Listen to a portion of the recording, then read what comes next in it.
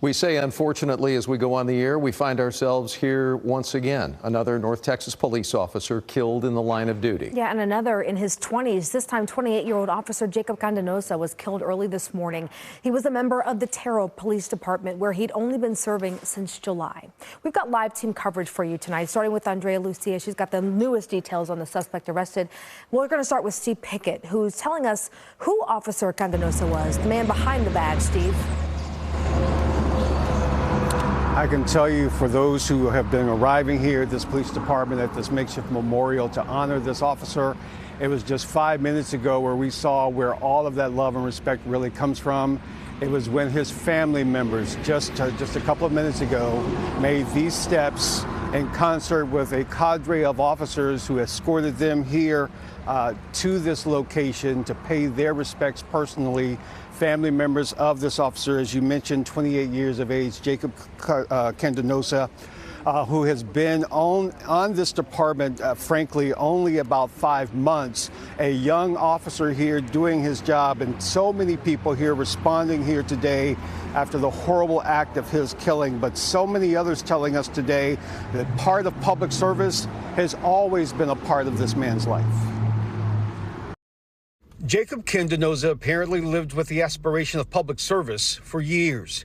This photo from his high school days at Midlothian High School from 2014, taken before he enlisted in the military, serving as a Marine. Raised in Cedar Hill, his father runs the local roller rink there, and he posted this statement today that his son came to visit the rink on Sunday afternoon.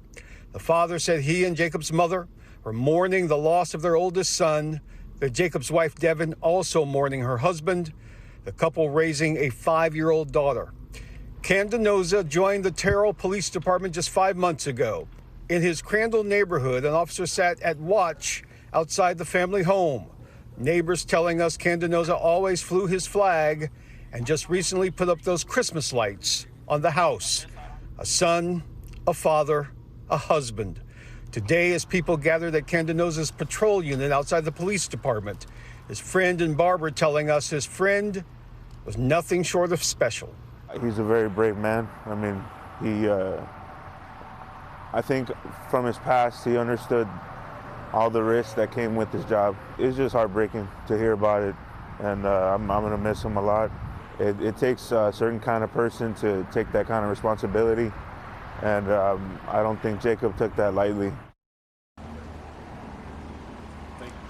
We saw that heartbreak up close and personal, if you will, when the family members came here to pay their respects at this patrol unit memorial that the department has placed here for the general public to respond, and the public has responded. But more importantly, if you will, this is, as one person said to me, just a nice guy gone, that even without that uniform, one member in his Crandall neighborhood resident there telling me today he would have never known this young man was a police officer if he didn't see that police unit out in front of the house. And that was a compliment, because even without the uniform, he was a decent friend, he said.